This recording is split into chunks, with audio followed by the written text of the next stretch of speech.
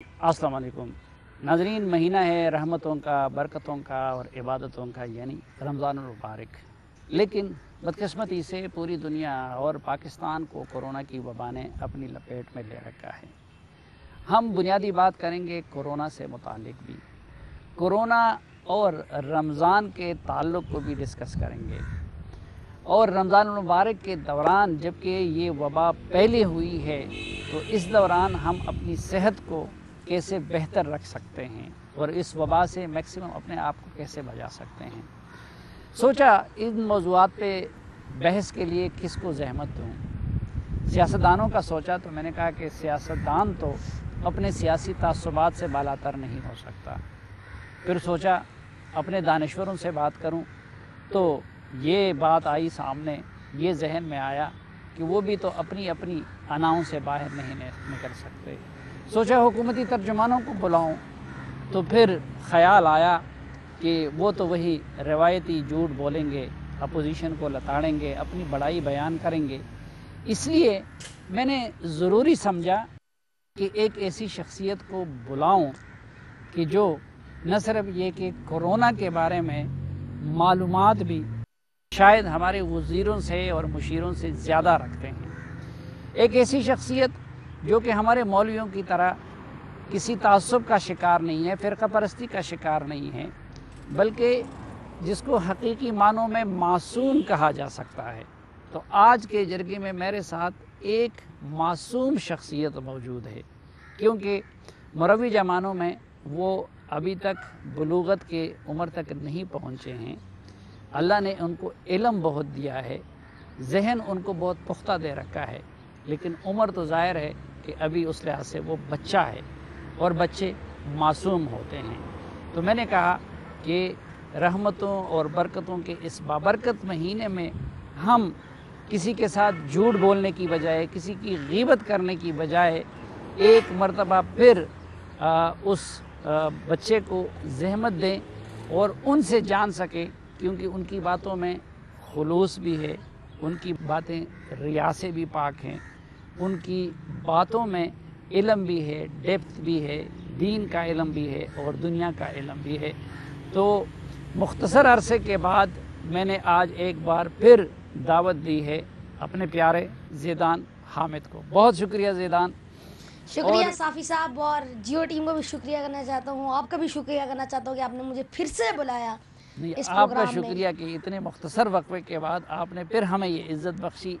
पहले तो ये बताइए कि इस वक्त पिछली मरतबा हमने आपसे जो वबाएँ हैं कोरोना जैसी, उनकी हिस्ट्री पे भी बात की थी कि माजी में कौन कौन सी वबाएँ आईं, ताउन से लेके सार्स तक, और कहाँ कहाँ पहली कितनी उससे अमवात हुई। फिर आपने कोरोना का भी पस मंज़र बता दिया था। ज़रा हमें लेटेस्ट सिचुएशन इस वक्त बता दें कि इस वक्त कोरोना का वबा किस मुल्क में किस हद तक फैला हुआ है, कहाँ पे किस शक्ल में मौजूद है। कोरोना वायरस अभी तक दुनिया में जो सबसे ज़्यादा केसेस अमेरिका में, इसमें 10 लाख केसेस हैं। जो टोटल 30 लाख केसेस है दुनिया में, उनमें 10 लाख अमेरिका में है। मैं सिर्फ अभी टॉप नोटेबल बताऊंगा, इसलिए हर 194 कंट्रीज़ और कंस्टिट्यूएंट टेरिटरीज़ हैं बहुत ज़्यादा दुनिया में, तो उनमें हैं। इनमें बहुत ही कम कंट्रीज के अंदर नहीं है जिनमें टेस्ट नहीं किया गया। अगर मैं स्पेसिफिक होना चाह रहा हूँ, तो इसलिए अब अमेरिका में सबसे ज़्यादा है 10 लाख, जिसमें 1,50,000 रिकवर्ड है, 1,50,000, और तकरीबन 69,000 डेथ्स है। सबसे ज़्यादा अमेरिका में है। फिर इटली है जिसमें 1,97,000, तकरीबन 2 लाख हो गया अब, और 78,000 रिकवरीज है और 27,000 डेथ्स है। फिर बरतानिया में 1,31,000, और जो जर्मनी है उसमें 1,60,000, और ईरान में तकरीबन 93,000।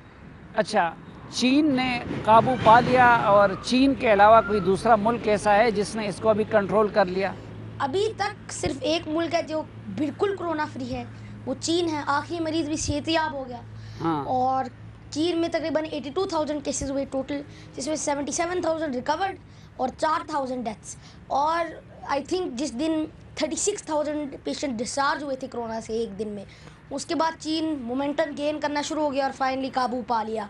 अब जो अदर कंट्रीज़ हैं, जो मुझे लगता है जो काफ़ी स्लो डाउन हुई है कोरोना वायरस की रेट्स। जर्मनी में काफ़ी स्लो डाउन हुई है, वो रिसेशन में गए हैं, उनकी इकॉनमी काफ़ी ख़राब हुई, लेकिन उन्होंने काफ़ी स्लो डाउन किया वायरस को। जितना तेज़ फैल रहा था उनका, जितने उन्होंने रिकवरीज हुई है, 1,60,000 से तकरीबन 1,30,000 रिकवरीज हैं जर्मनी में, और 5,000 डेथ्स हुई हैं सिर्फ। और ईरान में 93,000 से 75,000 रिकवर्ड है। तो ईरान में ऑल्दो बहुत ज़्यादा डेथ्स हो रही थी पहले, काफ़ी उन्होंने काबू किया उसको। न्यूजीलैंड का भी अभी आए हैं कि न्यूजीलैंड ने भी काबू किया कोरोना वायरस को। तो 3-4 कंट्रीज़ हैं जो लकी हैं, जो आ रहे हैं कोरोना वायरस को काबू करने के लिए, क्योंकि रिकवरीज का रेट ज़्यादा है डेथ्स और केसेस से। लेकिन अभी ज़्यादा कंट्रीज़ मिडिल फेज़ में हैं, जहाँ अभी उनका पीक अभी रीच करना है।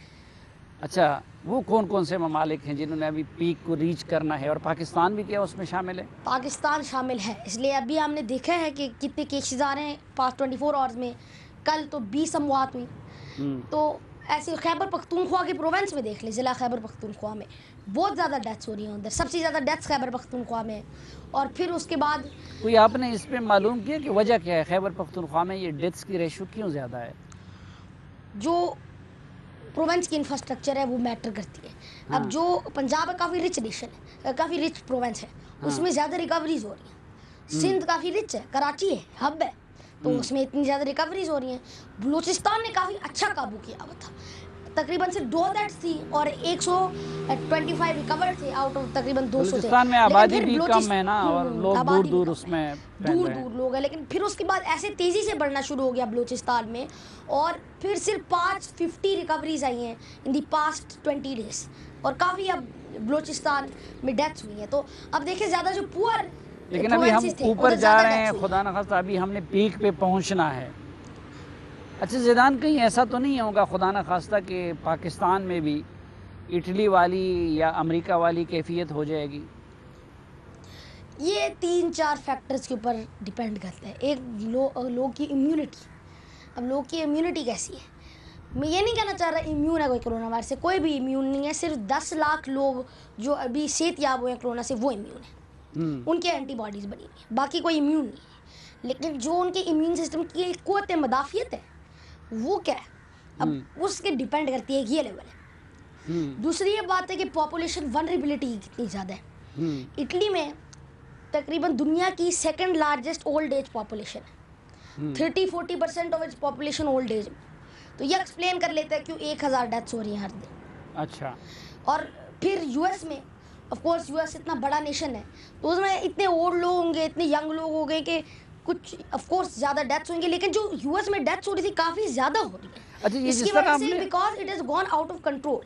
ये जिस तरह आपने फरमाया ना कि जो यूएस है काफ़ी बड़ा और डेवलप्ड और दुनिया का सुपर पावर समझा जाता है, फिर इटली, फ्रांस, स्पेन, ये वो ममालिक हैं जो डेवलप्ड कंट्री समझी जाती हैं, जो वेलफेयर स्टेट्स हैं, जहाँ पे तिब्बी सहूलियात किसी भी दुनिया के किसी भी मुल्क से बहुत ज़्यादा हैं, ये वहाँ भी इतनी ज़्यादा तबाही क्यों हुई? यूएस सबसे डेवलप्ड तो नहीं है, it's the सिकेस्ट of the rich. ज़्यादा डेवलप्ड कंट्रीज तो हैं, फिनलैंड है, स्वीडन है, स्कैंडिनेवियन कंट्रीज हैं जैसे डेनमार्क है। जो सिकेस्ट ऑफ द रिच होते हैं, काफ़ी डिजीजेस हो रही हैं यूएस में, लेकिन काफ़ी सरप्राइजिंग तो नहीं है। अगर इतना आउट ऑफ कंट्रोल हो जाए, ठीक है, वो जो वेलफेयर स्टेट के लिहाज से तो वो ममालिक बहुत आगे हैं, जो स्कैंडिनेवियन कंट्रीज़ हैं, लेकिन ये अपने आप को सुपर पावर कहता है, पता नहीं स्पेस तक उसने अपना कंट्रोल हासिल कर लिया है। कभी जब आउट ऑफ कंट्रोल चला जाता है तो हेल्थ केयर कैपेसिटी भी नीचे हो जाती है। अब डॉक्टरों को देखे जो रियासत न्यूयॉर्क में, सिर्फ रियासत न्यूयॉर्क के अंदर देख ले कितने ज़्यादा केसेस हैं। अब वो तो उधर डॉक्टर्स की हालत ही नहीं है, उधर हेल्थ केयर सिस्टम ही, जब हेल्थ केयर सिस्टम की कैपेसिटी इतनी ज़्यादा और इतने ज़्यादा डॉक्टर्स, ये वजह तो नहीं थी कि शुरू में उन्होंने सीरियस नहीं लिया इस मामले को? काफ़ी देर लगी असल में यूएस को पहुंचने तक, और फिर उसके बाद एक बिल्कुल ही ऊपर स्पाइक हो गया। पता नहीं वो इसलिए, पता है इसलिए कि हेल्थ केयर कैपेसिटी एकदम स्पाइक हो गई, एक्सपेक्ट ही नहीं कर रहे थे। उनने सोचा कि कोरोना में भी सिर्फ 200-300 केसेस हुए, जैसे इबोला की तरह 100 केसेस आ गए, उनने ये सोचा। अब अंडर एस्टिमेट कभी नहीं किसी वायरस को करना चाहिए। इस वायरस से शायद कम लोग मरते हैं और ज़्यादा लोग सेहतियाब होते हैं, लेकिन ये स्प्रेड तो बहुत ज़्यादा करते हैं। वायरस को अंडर एस्टिमेट नहीं करना चाहिए। ज़ैदान हामिद हमें बता रहे हैं, उनसे पूछेंगे कि पाकिस्तान में जिस तरह की हमने हैंडलिंग की है, ये हैंडलिंग क्या मुनासिब थी या नहीं, और भी बहुत कुछ उनसे जानना है, लेकिन मुख्तसर से वक्फे के बाद।